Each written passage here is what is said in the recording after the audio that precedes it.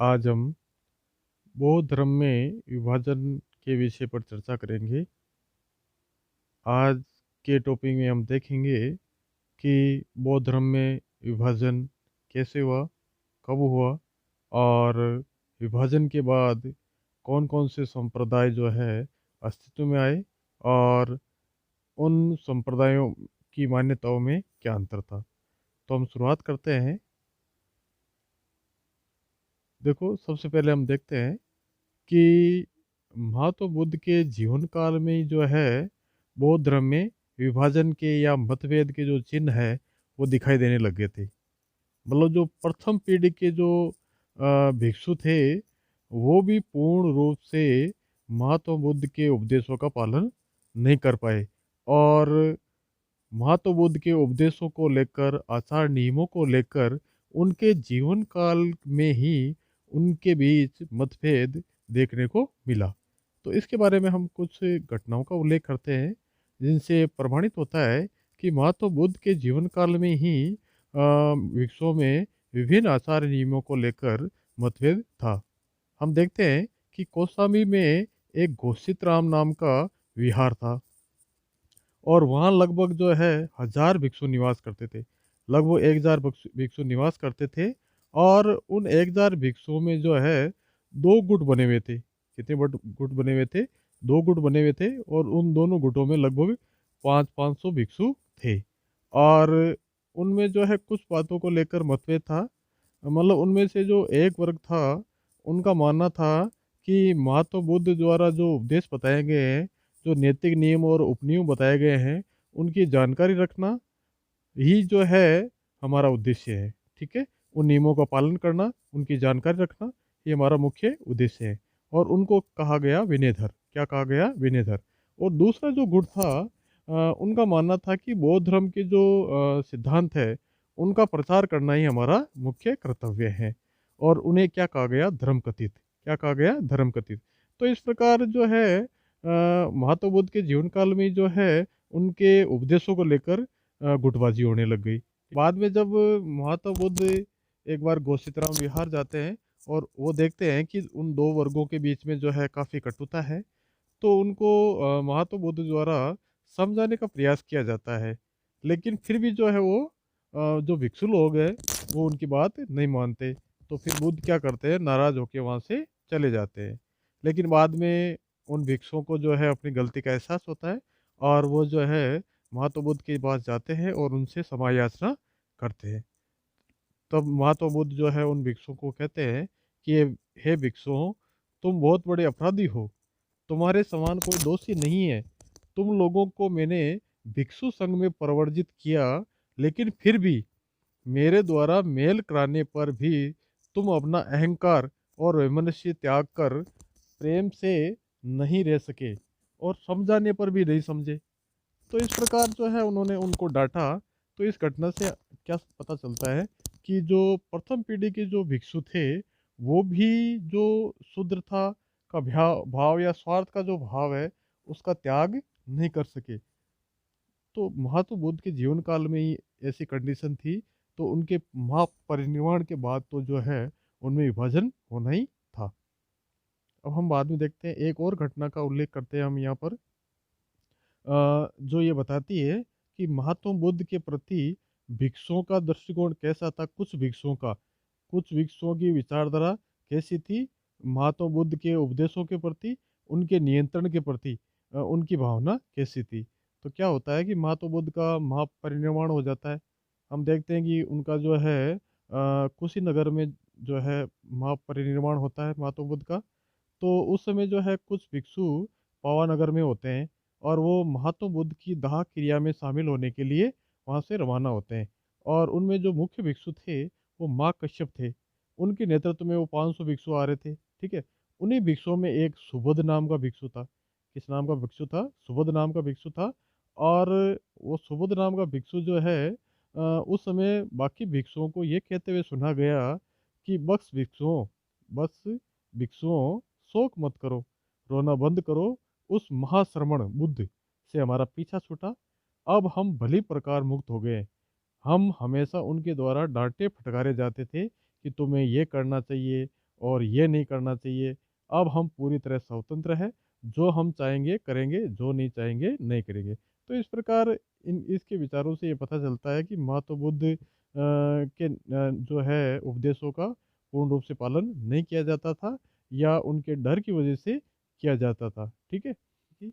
अब हम बात करते हैं महात्मा बुद्ध के महापरिनिर्वाण के बाद क्या होता है। महात्मा बुद्ध के महापरिनिर्वाण के बाद क्या होता है। ठीक है। तो उसके बाद क्या होता है कि कुछ जो भिक्षु होते हैं वो आचरण संबंधी नियमों में परिवर्तन का आग्रह करते हैं कि भाई महात्मा बुद्ध ने जो उपदेश दिए हैं, जो आचरण के जो नियम दिए हैं वो कठोर है, तो इनमें जो है थोड़ी ढील दी जानी चाहिए। ठीक है। उनमें जो है थोड़ा नियंत्रण में कमी की जानी चाहिए। ठीक है। तो उस समय जो है कुछ नियम थे, उनका उन्होंने उल्लंघन करना शुरू कर दिया। और उनमें जो उल्लंघन करने वाले जो भिक्षु थे वो मुख्य रूप से वैशाली के थे। कहाँ के थे? वैशाली के जनपद के थे। और उन्होंने क्या किया कि जो नैतिकता के नियम थे उनका उल्लंघन करना शुरू कर दिया। जैसे सिंग में नमक रखना, ताकि जो है जब उन्हें अलोना भोजन है या बिना नमक का भोजन मिले तो उसमें डाल सके। ठीक है। और जो है मतलब छक कर खाना खाने के बाद भी जो है भिक्षा मांगना। ठीक है। और गांव-गांव जो है बिना समय के जो है भिक्ष गांव-गांव घूमना भिक्षा मांगने के लिए। हाँ, शराब पीना। हाँ, और जो है नरम और मगजीदार आसन का प्रयोग करना।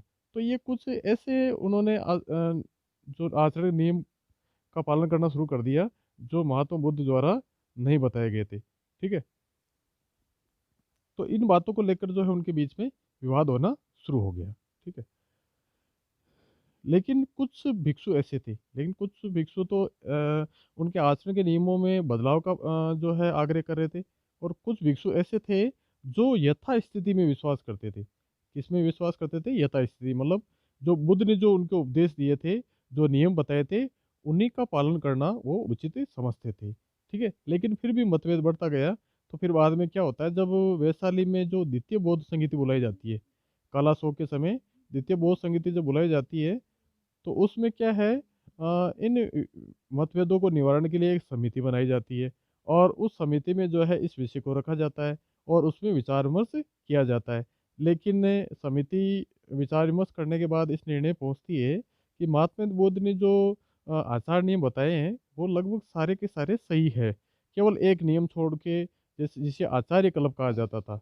आचार्य क्लब का मतलब क्या था कि आचार्य ने जैसा किया है वैसा मुझे भी करना चाहिए। केवल इसको परिवर्तन करने की आवश्यकता है, क्योंकि इससे आचार्य का जो है अहम भाव ज़्यादा बढ़ जाता था।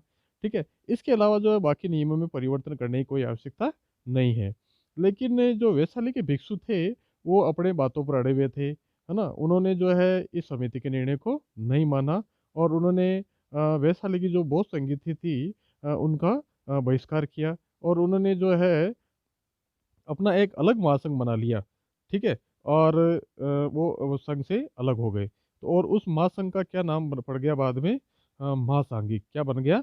महासांघिक। तो इस प्रकार जो द्वितीय बौद्ध संगीति हुई थी, वो उसमें जो है बौद्ध धर्म जो है दो संप्रदायों में बढ़ जाता है। एक स्थिवरवादी, जो पुराने नियमों को मानने वाला था। दूसरा था महासांघिक, जिसमें नवीन नियमों को माना था, जिसने नवीन नियमों को माना था। देखो ये कंडीशन पैदा क्यों हुई कि देखो जैसे महात्मा बुद्ध के परिनिर्वाण के बाद विभिन्न राजाओं के संरक्षण के कारण जो है बौद्ध धर्म का बहुत ज़्यादा विकास हुआ, है ना। बहुत ज़्यादा विकास होने से विभिन्न जाति संप्रदायों ने, विभिन्न देशों से आने वाले जो लोगों ने जो है इस धर्म को अपनाया। तो इस प्रकार सारे के सारे जो अनुयायी थे वो जो भिक्षु जो नियम थे उनका पालन नहीं कर सकते थे। तो उन प्रकार उन लोगों को ध्यान में रखते हुए जो है नियमों में परिवर्तन का आग्रह किया गया। और उन लोगों की संख्या ज़्यादा थी, इसलिए जो है उनकी जो है बात सफल हो गई। ठीक है। तो इस प्रकार इस काल में जो है क्या होता है, बौद्ध धर्म दो संप्रदायों में बढ़ जाता है, स्थिरवादी और महासांघिक। ठीक है। लेकिन समय के साथ स्थिरवाद जो होता है वो भी जो है धीरे धीरे जैसे जैसे अनुयायियों की संख्या बढ़ती जाती है उसमें भी और संप्रदाय बढ़ जाते हैं। और उनमें जो मुख्य संप्रदाय थे, स्थिरवाद में जो मुख्य दो संप्रदाय थे, देखो हेमंतवाद और श्रवास्तीवाद। हेमंतवाद और श्रवास्तीवाद। और बाद में क्या होता है, श्रवास्तीवाद के भी नौ भेद हो जाते हैं। श्रवास्तीवाद के भी नौ भेद हो जाते हैं। वास्तुपुत्रीय, धर्मोत्तर, भद्रयानिक, समितीय, छंदागारिक, महिशासक, धर्मगुप्तिक, कास्पीय और सौत्रांतिक। देखो ये कई बार एग्ज़ाम पूछा जा सकता है, इनका नाम देके ये पूछा जा सकता है कि ये स्तीवरवाद से संबंधित है या महासांघिक से संबंधित है, तो ऐसे क्वेश्चन आ सकते हैं, ठीक है। अब दूसरा जो संप्रदाय था महासांघिक, वो भी जो है 9 भेद, उसके भी 9 भेद हो गए, जैसे मूल महासांघिक, एक व्यावहारिक, लोकोत्तरवाद, कोरकुल्ला, बहुश्रुतीय, प्रगतिवाद, चैत्यसेल, अवरसेल, उत्तरसेल। तो ये जो है विभिन्न संप्रदाय हो गए। तो इस प्रकार लगभग जो अशोक के काल तक, अशोक के काल में जो है तीसरी बौद्ध संगीति होती है, उस काल तक जो है बौद्ध संप्रदाय 18 संप्रदायों में बढ़ जाता है। कितने संप्रदायों में बढ़ जाता है? 18 संप्रदायों में बढ़ जाता है। लेकिन बाद में ज़्यादातर जो संप्रदाय है वो ज़्यादा फेमस नहीं हो पाते हैं। और बाद में हम देखते हैं कि जो कनिष्क के काल में चौथी बौद्ध संगीति बुलाई जाती है कश्मीर के कुंडलवन में। और वहाँ पर क्या होता है कि बौद्ध धर्म जो मुख्य रूप से दो संप्रदायों में बढ़ जाता है। एक होता है हीनयान और दूसरा आता है महायान। एक हीनयान और दो महायान। बाद में हीनयान और महायान भी जो है दो दो भागों में बढ़ जाते हैं। देखो हीनयान जो है विभाषिक और सौत्रांतिक में बढ़ जाता है, और महायान जो है शून्यवाद और विज्ञानवाद में बढ़ जाता है, ठीक है। अब जो है हम जो मुख्य संप्रदाय है बौद्ध धर्म के, उनके बारे में थोड़ी उनकी मान्यताओं के बारे में चर्चा करते हैं कि उनका क्या मानना है। तो हम सबसे पहले बात करते हैं हीनयान की। देखो हीनयान जो है बौद्ध धर्म, जो हीनयान संप्रदाय है वो बुद्ध के उपदेशों पर आधारित है। बुद्ध के जो मूल उपदेश है उन पर आधारित है, ठीक है। और हीनयान बौद्ध धर्म का प्राचीन एवं मौलिक संप्रदाय है। प्राचीन और मौलिक संप्रदाय है। बाकी जो संप्रदाय है वो इससे उत्पन्न हुए हैं, लेकिन ये जो संप्रदाय है वो बुद्ध के मूल उपदेशों को मानने वाला संप्रदाय है। ये प्रारंभिक बौद्ध दर्शन की परंपरा में विश्वास करता है। हीनयान के अनुसार मानव स्वयं के कठिन प्रयत्नों द्वारा ही निर्वाण की प्राप्ति कर सकता है। इसलिए हीनयान को कठिन यान भी कहा जाता है। देखो महायान को सहज यान कहा जाता है और हीनयान को कठिन यान कहा जाता है।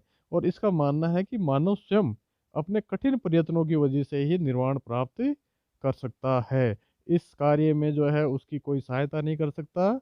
मानव को खुद को ही अपने निर्वाण की प्राप्ति के लिए प्रयास करना होगा, ठीक है।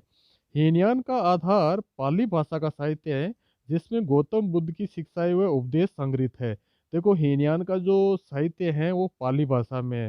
देखो महात्मा बुद्ध ने अपने उपदेशों उपदेशों के प्रसार के लिए पाली भाषा को चुना था, ठीक है। जैसे जैन धर्म में प्राकृत भाषा को चुना था, वैसे ही महात्मा बुद्ध ने जो है अपने उपदेशों के लिए पाली भाषा को चुना था। हम बाद में देखेंगे कि महायान जो संप्रदाय है उन्होंने अपने उपदेशों के प्रसार के लिए संस्कृत भाषा को चुना था। लेकिन हीनयान जो है पाली भाषा को अपने प्रसार का जो है माध्यम चुनता है, और साहित्यिक रचना भी इसी में होती है।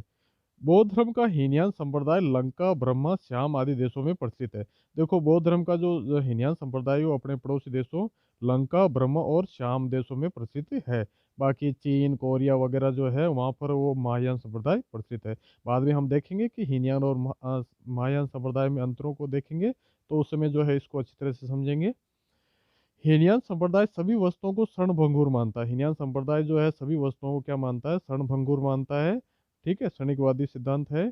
यह आत्मा की सत्ता को स्वीकार नहीं करता। हीनयान के अनुसार जैसे बुद्ध के जो मूल सिद्धांतों मानता है, इसके अनुसार आत्मा का कोई अस्तित्व नहीं है और न ही ये ईश्वर में विश्वास करता है। इसलिए हीनयान को अनात्मवादी और अनिश्वरवादी धर्म भी कहा जाता है। मतलब ये आत्मा के अस्तित्व को स्वीकार नहीं करता है कि आत्मा नाम की कोई चीज़ नहीं है। हाँ, शरीर में जो है आत्मा जो है शरीर के साथ ही नष्ट हो जाती है, ठीक है। अनिश्वरवादी मतलब जो है कि ये ईश्वर को नहीं मानता है। ईश्वर को जो है जगत या सृष्टि का रचयिता नहीं मानता है, ठीक है। अब हम बात करते हैं हीनयान का अनुसार जीवन का चरम लक्ष्य क्या है? निर्वाण की प्राप्ति या अहर्त होना है। अहर्त होना या निर्वाण की प्राप्ति करना है। मतलब अहर्त मतलब मोक्ष प्राप्त कर लेने वाला व्यक्ति जो है अहर्त हो जाता है, ठीक है। और जैसे महायान में हम देखेंगे, महायान में जो है उनके जीवन का चरम लक्ष्य जो है बोधिसत्व प्राप्त करना है। लेकिन हीनयान के अनुसार अंतिम लक्ष्य क्या है? अहर्त होना, ठीक है। हीनयान में स्वावलंबन पर अत्यधिक बल दिया गया है। इसके अनुसार व्यक्ति को स्वयं के प्रयासों से ही निर्वाण की प्राप्ति हो सकती है। मतलब उसने व्यक्ति को महत्वपूर्ण स्थान दिया है, और व्यक्ति जो है अपने स्वयं के प्रयासों से मोक्ष की प्राप्ति कर सकता है। हीनयान में भिक्षु जीवन संन्यास को आदर्श माना गया है। इसके अनुसार सभी मानवों में बुद्ध बनने की क्षमता नहीं होती है। मतलब हीनयान में भिक्षु जीवन को महत्वपूर्ण माना गया है। मतलब उसने उन्होंने कहा है कि आप निर्वाण प्राप्ति के लिए अपने शरीर को कष्ट देना ज़रूरी है ना? भिक्षु जीवन संन्यास जो है आदर्श माना गया है। और उनके अनुसार हर व्यक्ति के लिए जो है निर्वाण प्राप्त करना संभव नहीं है, ठीक है? फिर बात देखो, हीनयान ने गौतम बुद्ध को ईश्वर न मानकर महात्मा माना है।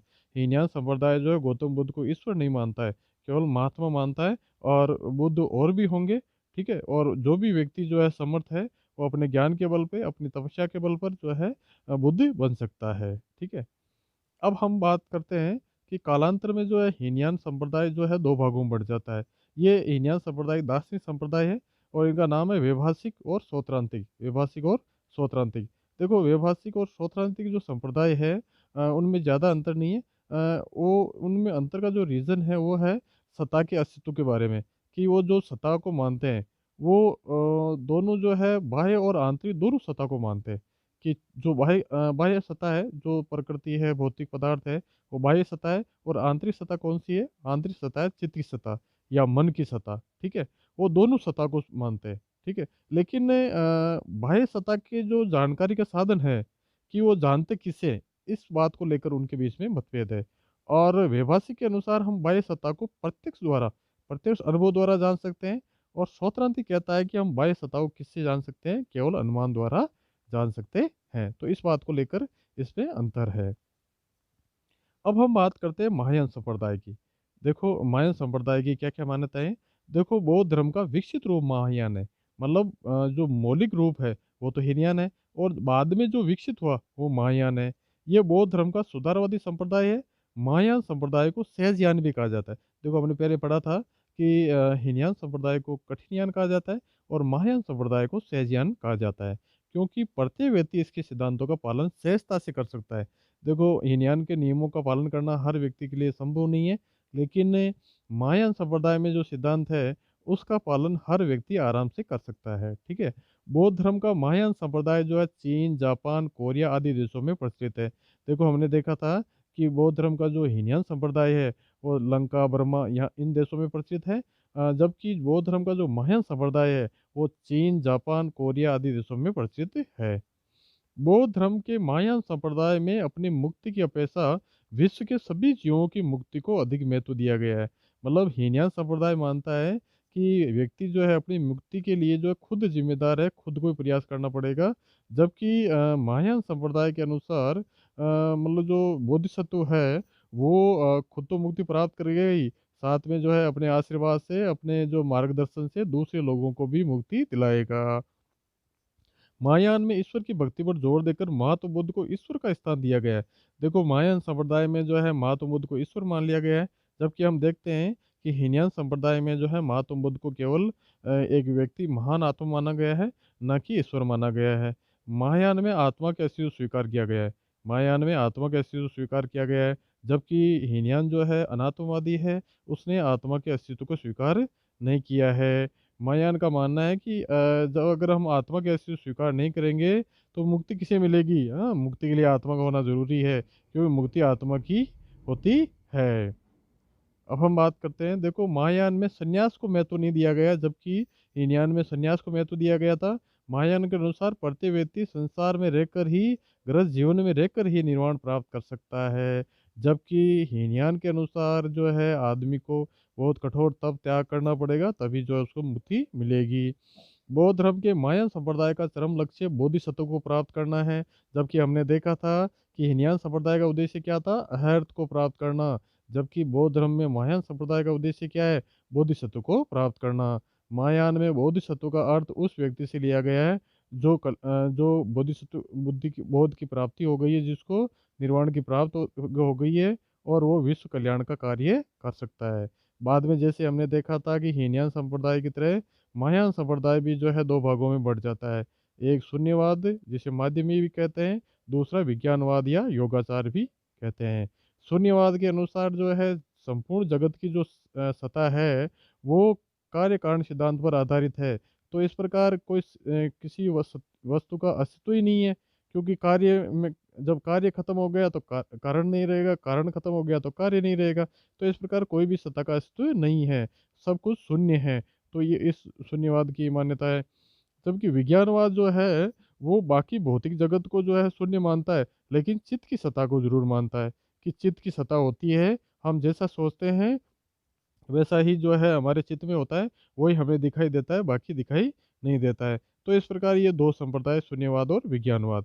तो इस प्रकार आज की वीडियो में जो है हमने बौद्ध धर्म के विभाजन, उसके विभिन्न संप्रदायों और उनकी मान्यताओं के बारे में अध्ययन किया। धन्यवाद।